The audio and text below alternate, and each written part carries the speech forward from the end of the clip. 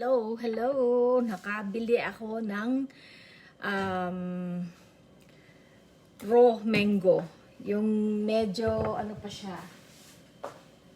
Berde pa siya, and it is only 3 for $1 in Sprouts. So, while there's still green mangoes in Sprout, only 3 for $1.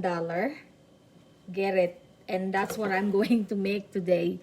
Magbuburo ako ng mangga. So, natutunan ko sa nanay ko na you make the burong mangga. How to make burong mangga is yung raw mango and salt. Yun lang ang gagawin ko. Walang tubig, basta asin lang. So, kung sinong may gusto dyan, go to Sprout and get your raw mango and make a burong mangga. Imagine, napakaganda oh. It's actually a good quality mango, and it's only 3 for $1 in Sprout at this time. Burong mangga is actually pickled mango. You can make use of this with fried fish or with fish. You can eat the burong mangga. Burong mangga is pickled mango in my country. That's the way we call it, buro. So I just cut this into smaller pieces, put it in this container that I see, and then I'll just add salt, and that's how I can make my burong mangga. The best thing about it is, I think this is the cheapest mango ever I have seen. Just it's now on sale in Sprouts. Hi Sarah, Allison, mangga, magandang mangga at Sprouts. It's on sale. As I mentioned, 3 for $1. Saan ka pa? Hindi ka na uwi ng Pilipinas. And the mango is really good quality. So I'm going to make this into burong mangga. Ayan, you can see my container. Naglalaway na ba kayo? Are you salivating eating raw mango? Because when I saw it in Sprout today, I got inspired to make burong mangga. So I'm just cutting it into smaller pieces, and then I'm going to add salt and let it pickle for before eating it. This is the only place I could find for now in my house where I'm going to add salt. So itong manggang ito ay magiging there's no need to put water. The salt itself will actually bring act as preservative for this raw mango. It's really good. It's good quality to make it into a buro. Sinong mahilig sa burong mangga? Or sino ba naman ang hindi mahilig sa mangga? Especially now, we are far from home, and whenever we see raw mango, it's like, oh, that's the best thing to eat.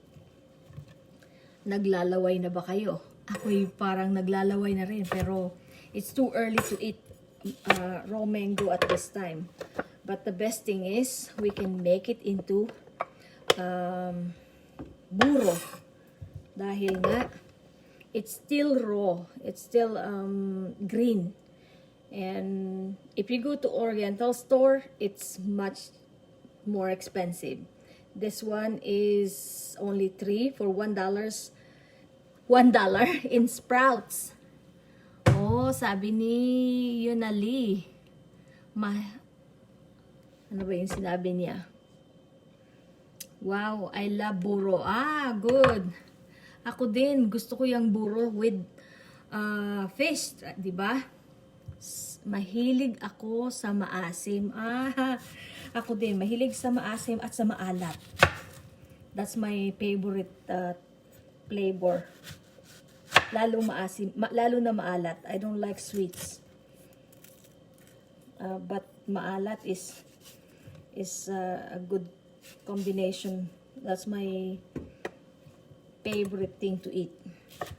What I like about this is you can actually eat this with fish. Kaya sa tatlo piso, hindi ka pa bibili. Ayan, oh, nakaburo na ako ng isang malaking garapon. Diba? Oh, ilang mangga to? 5 mangga, isang garapon na. So, while there's still this kind of mango in sprouts, burong mangga. This is how you make burong mangga. Yung lalagyan mo lang siya ng asin. Then, the salt will become its preservative. Ayan. You don't even have to put, my mom don't have to put, what do you call this? Water. Wala nang water ito. Mismong salt ang preservative mo. Sabi ni Yonali, parang si Ate Willites. Gusto niya buro. Oh, kaya pala kami click ni Willites. Pareho kami ng taste. Gagayahin ko yan, ate, sabi ni Yona. Oh, yeah, sige, gayahin mo. Ganito lang, oh. Buro na. Imagine mo, 3 for $1. This is 3 pieces of this for $1.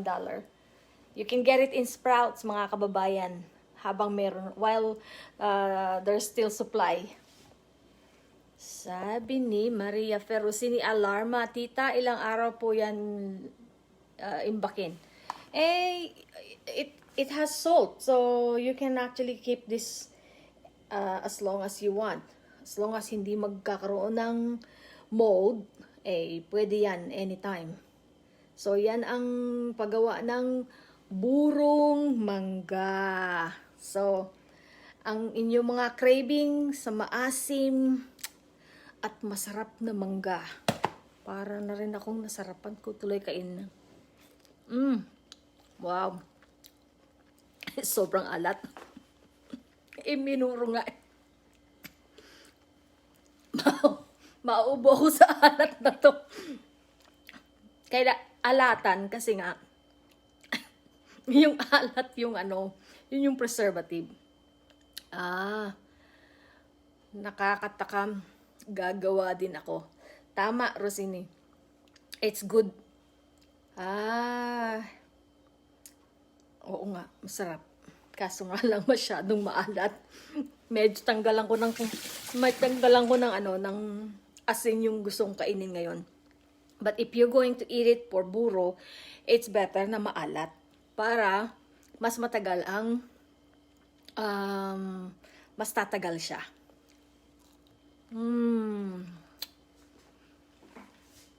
Walang asim. Hindi masyadong maasim. Maalat lang kanina kaya ako naubo. Para na rin siyang hinog. Pero hindi naman hinog na hinog. Which is magulang. And it's still green. So that's a good thing. Kaya, nangaasim na yung mukha ko. Kaya, gawa na kayo ng burong mangga. Makapag halabos para ng isda. And this would be very good. So, thank you for watching. And good source of vitamin C. God bless. Bye-bye.